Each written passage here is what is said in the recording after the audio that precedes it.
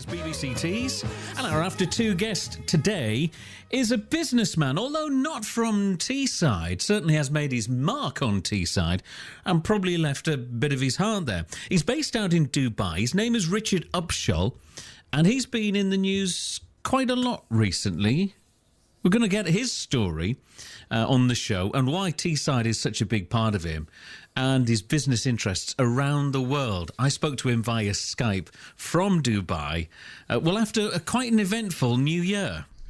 Well, it all started on New Year's Eve. I like to go to different places on New Year's Eve, and this year I chose the Burj Khalifa because it was billed as being the world's best fireworks. Of course, I couldn't actually be in the Burj because I wouldn't have seen them, but I booked a table for two on a terrace a couple of 100 metres away in a hotel called The Address, the now infamous Address. And we were out eating dinner. It was about 9:30, and I noticed a bunch of people in the gardens below us. We were on the 6th floor, they were on the 4th floor, because it was a raised garden, pointing up and sort of making a bit of noise about something going on over our heads. Looking upwards, from what I could see, there was a bit of a shimmer of some what could have been flames, but equally could have been fireworks, as it was New Year's Eve, and a wisp of a small amount of smoke. As time went on, a couple of minutes, the people started screaming and pointing and shouting at us to run away, get out of there, there's a fire. At that moment, a piece of the building, I guess, about 1 metre square, on fire, fell into the garden and set fire to a bunch of the stuff in the garden. At that point, it became very clear that something wasn't right. So I grabbed hold of my friend Leona, who was out with me that night to celebrate New Year, and we went back into the restaurant where everything was calm, a band was playing, waiters were serving food. And I just said to the guys, I said, guys, you need to get out of here. The hotel's on fire. They looked at me bemusedly. Another couple came in from the terrace as well. And that guy actually tried to activate the fire alarm and it wouldn't come on. There were no fire alarms on anywhere. There was no fire marshals. And as we exited through the restaurant, down 2 flights of stairs and out through the lobby of the hotel, the staff in the hotel still had no clue what was actually going on. Really? And I think the rest has probably been seen on TV. The whole of the front of the hotel went up in flames. It was obviously very dramatic. You must have been a bit, I was going to say frightened, but you don't strike me as a bloke who would be frightened. You must have been concerned. Yeah, frightened's probably not the right word. It became apparent we needed to get out of the hotel. We did it in a sort of staged exit. We got out to the lobby, exited through the lobby because obviously I wanted to check that the front of the hotel wasn't on fire as well. We weren't going to get rained with debris. But it wasn't, and it was actually quite surreal because, as I said to you, as we exited the hotel, it was like nothing was wrong. Once we got out into the street, we could see flames coming around the side of the building, and of course so could everybody else. And by this time, word had spread. We still couldn't hear or see any evidence of fire marshals or hear any fire alarms, but we could see the flames. And as we came round to the sort of front of the hotel by the street, so facing the opposite way from the Burj Khalifa, it was only the opposite side facing the Burj Khalifa that appeared to be affected. The police were herding people either side of the hotel, and I made the decision with Leona to just watch where people were flowing to, because sort of fresh in my memory was what happened in Paris. And it occurred to me that this might be a precursor to something else. So we actually headed directly away from the hotel and away from all the people into a back street where we could still see what was going on, but we weren't kind of captured with all the other people in a mass. It was amazing how many people were stood literally right under the hotel videoing what was going on, with apparently no sort of concept of what could happen, which is, the front of the hotel could have fallen off. It was all destroyed, as became apparent afterwards. I think the shock of the whole situation really set in the next day when I actually took stock of the fact we were on the 6th floor. And it could have been something, and the fire literally was right over our heads. It could have been entirely a different scenario. But fortunately for everybody involved, because nobody, as far as I'm aware, died in it, and the injuries were light, apart from one poor unfortunate person who had a heart attack. So I think we were all very lucky, and I've told the press the same in the various interviews, which there have been a myriad of since. I mean, Dubai itself is such an amazing place, and whenever I've been there, you always feel very safe. Has it knocked a few people's confidence, do you think? I think it's definitely not people's confidence. Just last night on Twitter and one or two other social media feeds, it lit up because there was apparently some incident at another mall, the Mall of the Emirates, which is the one with the Dubai ski slope in it. It turned out and it didn't help the fact that the actual mall's social media were very slow to jump on it and just go, it was an electrical fault that resulted in some smoke in a car park. So it definitely has people on edge. And as you probably are aware in the media at the moment, we've got further tensions with Iran now over over their actions in Saudi. And there's a massive Iranian community here. The UAE has taken the unusual, in my opinion, step of actually starting cutting off diplomatic relations with Iran as well, which is has always been quite a strong partner in one way or the other here. So I think people are a little bit on edge, and just generally with what's going on in the region, Dubai is a very safe place. I think Dubai still is a very safe place. But it does call into question, how things could be going forward, for sure. So our after two guest today is a businessman called Richard Upshall. And although, as you can tell by the accent, he's not from round here, and you can tell that we're talking to him in Dubai, what's his connection with Teesside? You will be amazed when you find out. And when you find out how much he's given back to the community in this area, but also around the world. More from him and a couple of his favourite songs in just a moment. 7:15 in the morning from 9 on BBC Tees. So our after two guest today on the show at BBC Tees is a man called Richard Upshall. You can take a look at his website, richardupshall.com. He has business interests all around the world. He's based out of Dubai and he's in the oil business. What's his connection with Teesside? We'll get to that in just a moment. It's an amazing, amazing story. One of his favourites that he asked for is this from Bon Jovi at BBC Tees. A prayer at BBC Tees. This is Chuck Foster. And our after two guest today is a man that's not from Teesside, although when you hear what he's done for Teesside, you will be amazed. He's the Executive Chairman of OES, which is a company that's in the oil business. He has many other business interests around the world. He's based out of Dubai. We spoke to Richard just the other day, and obviously not having the accent, not living in the area, living in a different part of the world, what is the Teesside connection? What is the pull of our part of the northeast?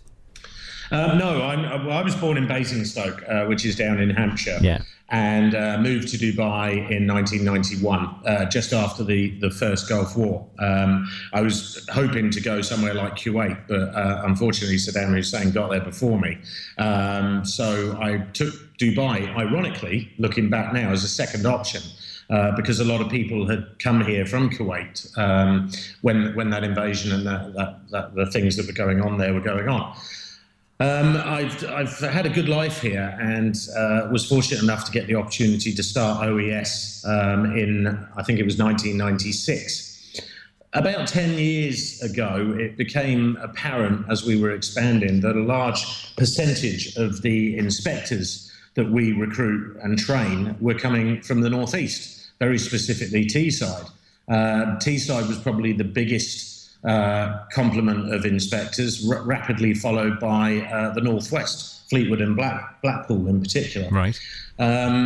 So I would go there and recruit. A couple of years before that, I'd met a guy who ran one of the bars out here. A bar called Fibber McGee's, which is quite well known. I've been to Fibber McGee's. It's a bit of a troll to get round to it, but I've been there. Right. Okay. Well, then it is. Well, back in the day, it wasn't quite so hard to get to, but it is now for sure. And the guy who ran the place and his assistant were both from Teesside as well, very specifically Middlesbrough. I became very good friends with one of them, even though he was here less than a year. We stayed in touch, and so suddenly, with the recruitment and with having such a good friend there, I had reason to go there more and more. And what that has basically resulted in over the years is I spend more time in that part of the world than anywhere else. So, of course, being an entrepreneur, other opportunities have presented themselves, and I've gone for it with them and ended up investing millions in Teesside. With mixed results, but broadly things are going okay. So let's hope it continues. I suppose as a businessman, you've got to speculate to accumulate, and it's always not going to work out 100%. But as long as you keep the right side, you're making ground up, aren't you? You're still ploughing ahead. Well, my business mantra has always been in the back of my mind that experience is what you get when you don't get what you want. Right. And that's something I'm quoted as saying, and I don't know of anybody else who's ever said it, so I'm taking that one for myself. And ironically, at the moment, I was recommended to read a book by a guy called Malcolm Said. Malcolm or Matthew Said? Might be Matthew Said. Anyway, it's called Black Box Thinking, and it's kind of about the same subject, that it's the failures we have that lead to the greater successes. And when you look at other entrepreneurs, guys way more successful than me, like Richard Branson and Alan Sugar, for example, they've all had their failures along the way that have fortunately allowed them to become more successful as they've gone forward. One thing with people from Teesside I've noticed is they are incredibly dedicated, work really hard, and are really loyal. Hence, I've got friends from many years back there, and who I still work with now. And my business interests cover everything from talent management through the oilfield services, through IT software, and I've had fast food franchises, and indeed I've got a training school there as well now. Blimey, how do you manage to keep it all going? Yeah, it's a bit of a challenge. It's become easier with modern technology in some ways, because I've obviously got Skype, I've got my laptop, I've got wireless and data connections, can get email anywhere. And in other ways, it's got harder because people have a reliance now on not actually seeing people face to face and being able to hide behind all of those things I've just said. I spend a lot of my life on Skype, and video conferencing is very important. I like to be able to see the people I'm talking to, particularly when I'm talking about some fairly hefty sort of high-level deals and so on that obviously my businesses are involved with. It also becomes quite apparent that in one way I can stay in touch wherever I am in the world, and I do travel an awful lot, but in other ways people can get hold of me way too easily. And it was quite nice. One of my business partners in one of my businesses actually basically took me out and abducted me onto his boat in Australia, 100 miles offshore, no satellite connection, no phone connection, and I was completely disconnected for 4 days. And it was quite unnerving to start with. And then, of course, when I came back into connection again, I was absolutely flooded with stuff. Ironically, the thing I really missed was the social media. I didn't miss anything else, and I didn't miss anything critical at that time anyway. We do live our life where we don't switch off, at all. We're forever checking Facebook or Twitter or the news pages, the BBC News website. We have this thirst for information. You've got to step away from it, Richard. You'll do yourself some damage if you don't. Yes, absolutely spot on. I used to actually own a couple of sheep farms on a place called Kangaroo Island, which is all the way down south in Australia, just off the coast of Adelaide. And that was about 10 years ago, and it was very convenient for me to go down there and hide, because the only way anybody could get hold of me was by phone or fax, if anybody happens to remember what faxes are.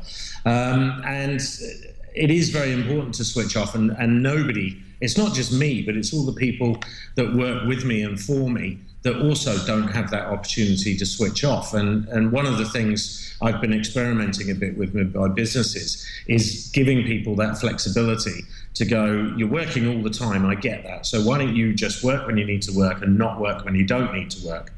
It's been experimented with by some other big companies like Google as well. And mixed success at the moment because I'm probably more successful with the younger generation than it would be with the older generation. And you've got to be structured to let something like that work for you. But you're absolutely right. I get to points in my life fairly close together now compared to where they used to be, where I just feel burnt out. And it's good to be able to get away for a little bit and do other things. There's an Australian lilt in your voice. I'm sure you've been told that. I have been told that. I also tend to be a bit of a chameleon. When I go to Australia, within a few days, I am an Australian. When I go to Texas, I'm accused of having a slight American accent. It's definitely something that I'm very aware of. And I've spent an awful lot of time in Australia. I love Australia. I wouldn't like to live there simply because it's too far away from everything else that goes on time zone wise. Fashion, music, TV, everything is so far removed from what's going on at the top end of the planet. But it is a beautiful, stunning country, whether you want sea or beaches or inland. The hinterland, which is just behind sort of where all the people live, is fantastic. So, yeah, and the Australians, they're okay for the most part. Let's go back. 1991, you said you arrived almost by accident in Dubai. I mean, it's been quite a fortuitous accident because if you look at what's happened to Dubai since, the late 80s, I think we remember seeing Michael Palin getting on his dhow in around the world in 80 days, and it was slowly starting to be built up. And then obviously over the last 10, 15 years, it's just changed completely into this, destination that everybody at least has to try once in their life. And you were there right at the very beginning of it. You must have seen some change. Yeah, well, the big milestone with Dubai, I think, was around 2000 when they changed the laws and made it possible for expatriates to actually own property out here. Whereas previous to that, it was only really Emiratis and some other Gulf states. As far as change, Dubai's a funny old place. It has changed. The facade of Dubai has changed beyond all recognition. There's no doubt about that. I arrived here and the main road was a dual carriageway with a hedge in the middle, and you had to watch out for goats and camels crossing the road. That highway now is a 10 or 12 lane, depending on which bit of it you're on. Super highway that never stops. But underneath all that, the actual ethos of Dubai is fairly similar to how it's always been, as is their ability to do business here. There's a lot of talk about it's hard. It's not hard. You've just got to accept it is how it is. That hasn't fundamentally changed. There are proper queuing systems now for dealing with government departments and so on and so forth.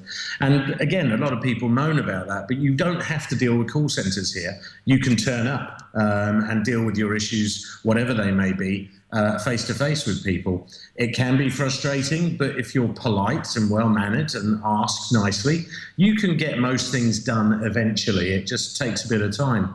There are certain sectors of business here which are more difficult due to red tape and bureaucracy, but there's still a land of opportunity.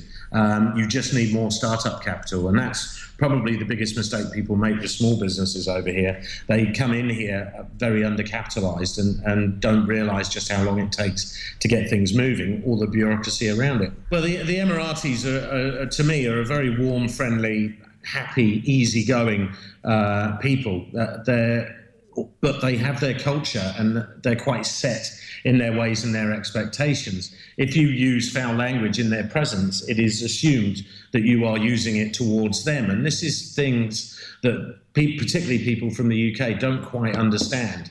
And there are cultural differences here. There's no real racism here as such. It's the cultural side of things. And it's both ways. The Brits that come over here to do business and on holiday need to accept that their culture is the way it is and just take a moment to remember where they are when they are here. And it's something that all the nationalities that are here are kind of forced to do. But, fair enough. It's a great place. It's still as safe as it was when I came here. The weather's still fantastic for most of the year. But then you've got those 3 or 4 months in the summer where it is absolutely oppressive. But you have to get past that as well.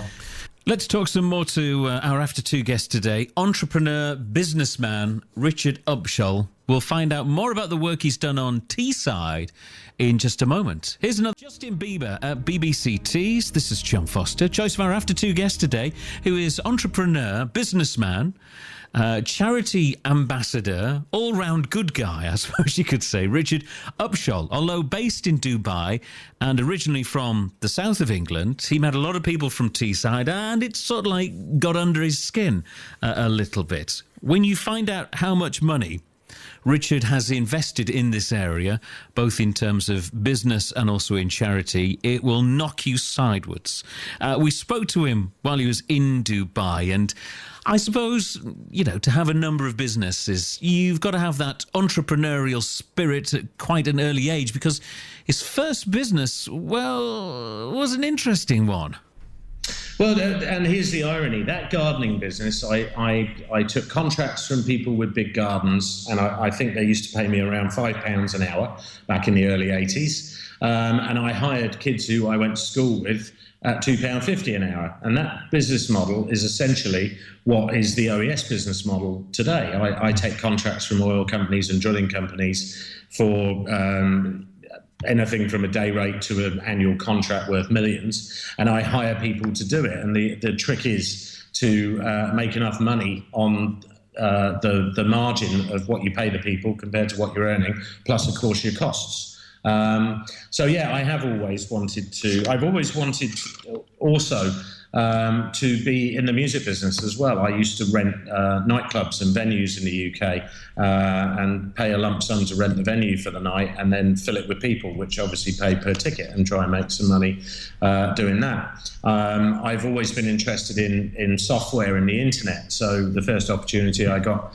to get involved with that and building my own programs rather than being a slave to Microsoft, I went ahead and did that. So it's kind of a path of things that I've always wanted to do and that I've seen that there's opportunity in, that I followed. And then also, to me, lifestyle's always been very important.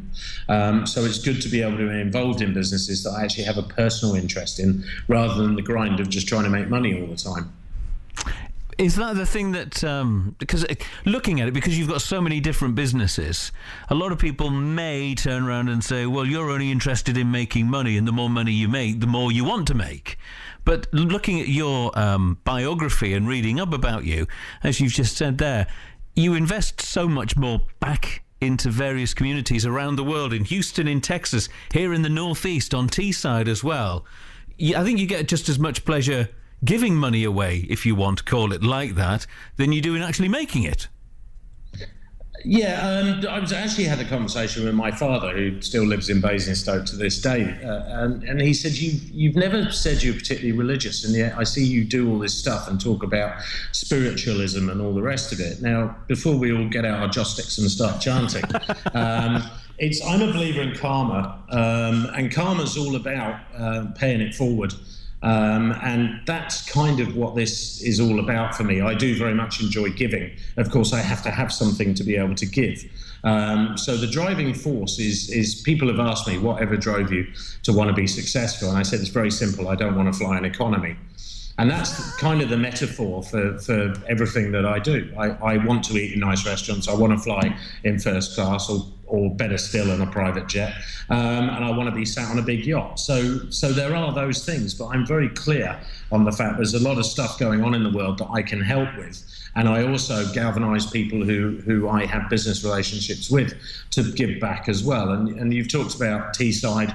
I'm supporting a small charity down in Basingstoke at the moment for underprivileged young adults. But also I've helped orphanages in Nepal and in Thailand. And this year, as it now is, 2016, I plan on doing some support work in Africa as well. And I also like to go and see them myself. So I kind of mishmash it all together, and that Nepal was on my bucket list. So I found a charity that needed my help for a school I work with here in Dubai, and went there, saw what they needed, then kicked it off and activated it.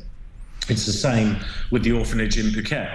I've got friends who live in Phuket who I actually went to school with. And so it makes sense for me to go there, have a nice holiday, see them, and go and have a look and see what I can do. So I found that opportunity as well. So that's kind of what this is about. It's about giving something back rather than just taking all the time. And that's something I just do because I can, not any particular commercial reason or anything else.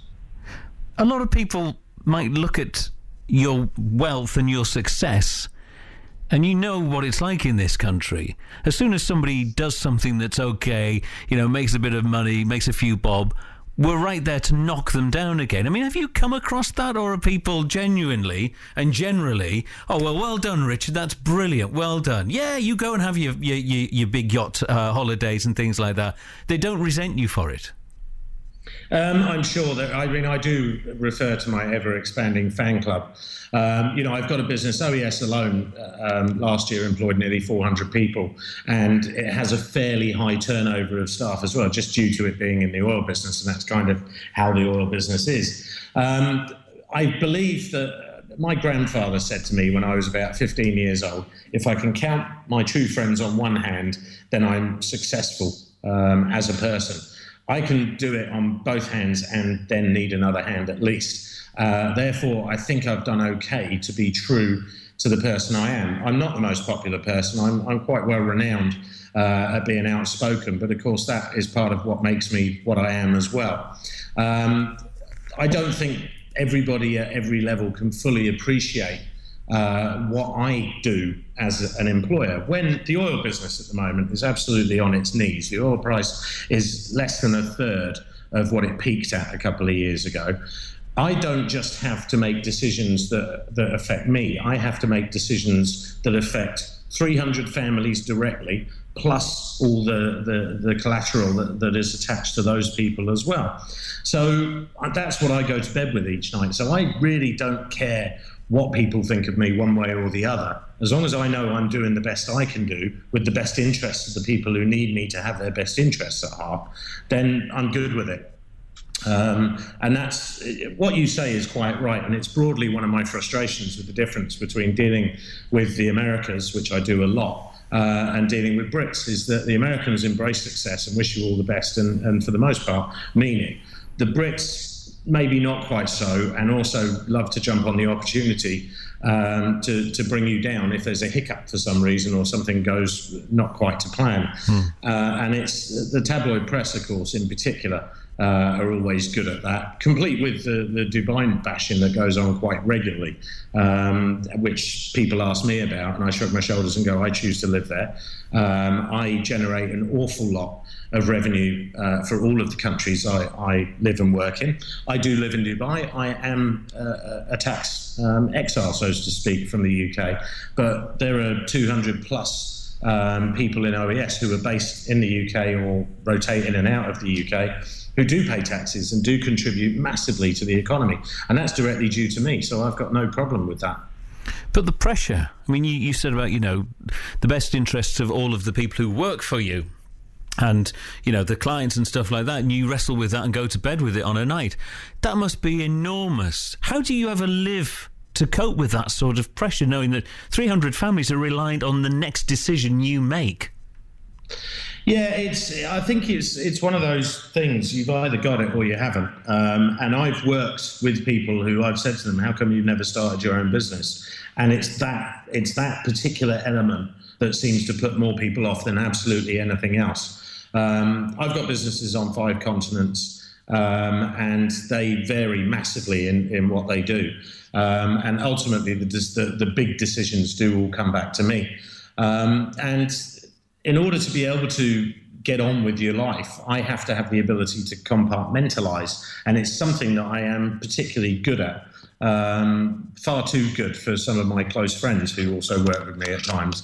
But I think it's important that you can do that. People look at what I do and what I have achieved and what I have and forget that actually I came from nothing. I arrived in Dubai with £200 or £300 and an open return on Aeroflot. via Moscow.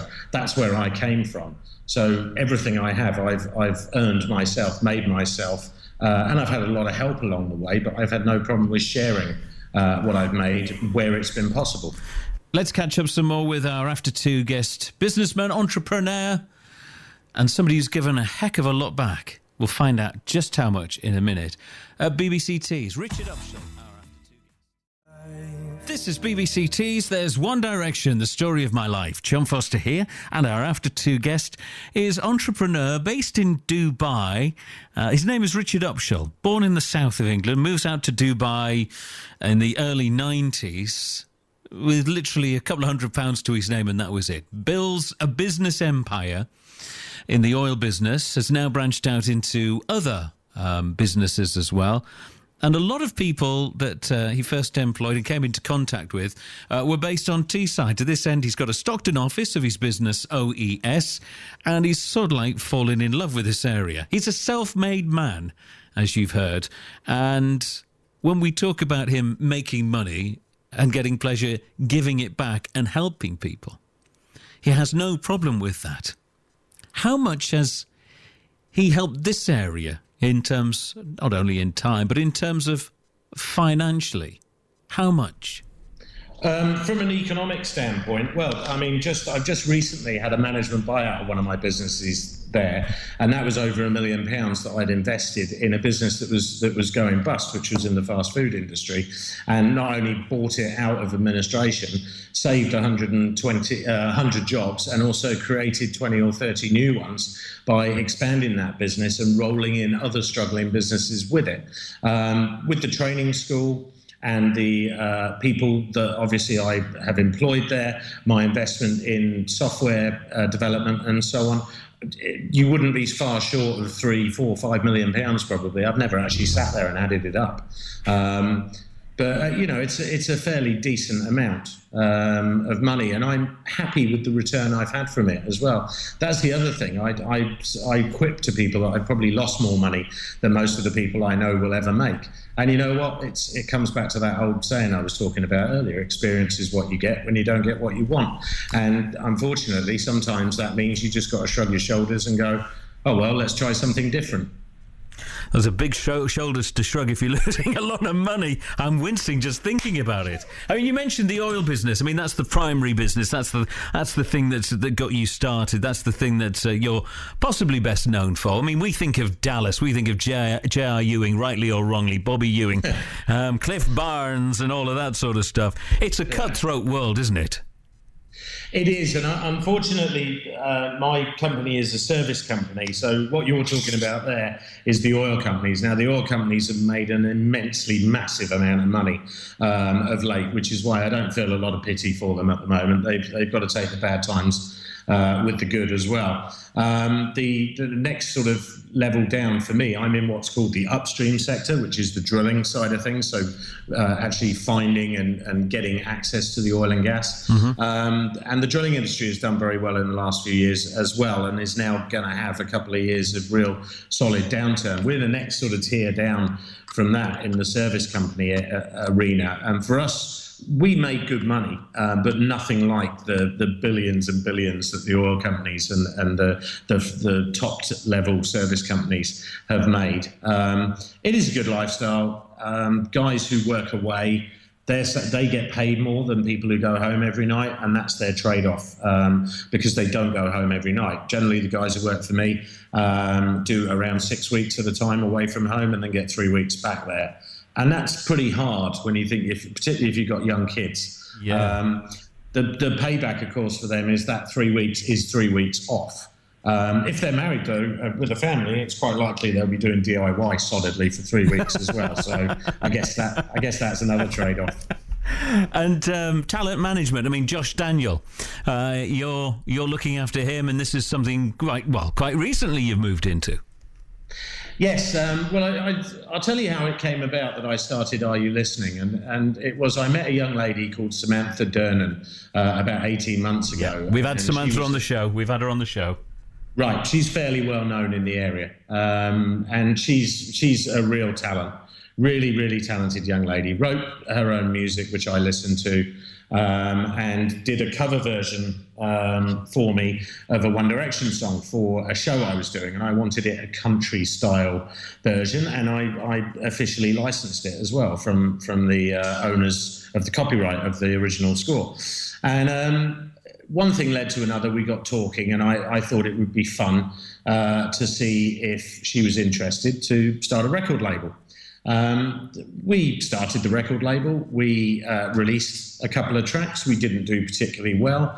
Samantha did okay out of it. She got a signing fee, and I bought the rights to all her music off her, and she stayed with us for about a year, and then decided she wanted to go off and do other things. So we parted company.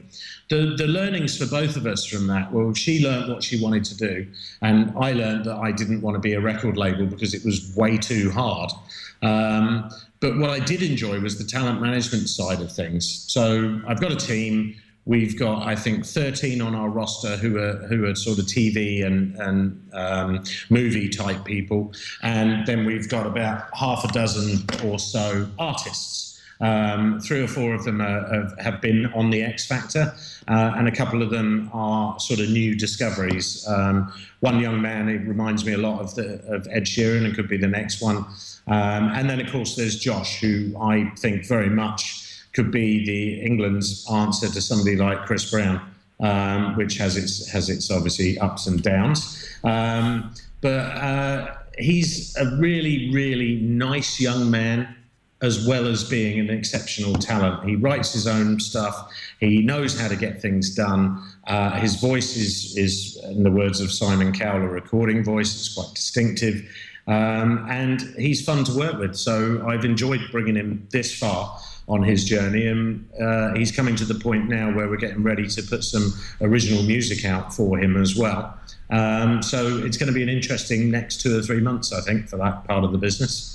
Well, it sounds like you've got your hands full. It's been great to talk to you. It's been absolutely fantastic to get an insight. I mean, you are the entrepreneur's entrepreneur. I mean, it's just incredible what you've managed to get from a couple of £100 in your pocket arriving in Dubai, 25 years ago now, quarter of a century ago, and to build up the businesses that you had. And, most importantly, give a lot back, and certainly a lot to this area as well. With all of the offices around the world, you still have a very big fondness for Teesside. Richard, great to talk to you. Thank you. Thank you very much for having me. It's great to be on the show, and send my love to everybody in Teesside. I'll see you soon.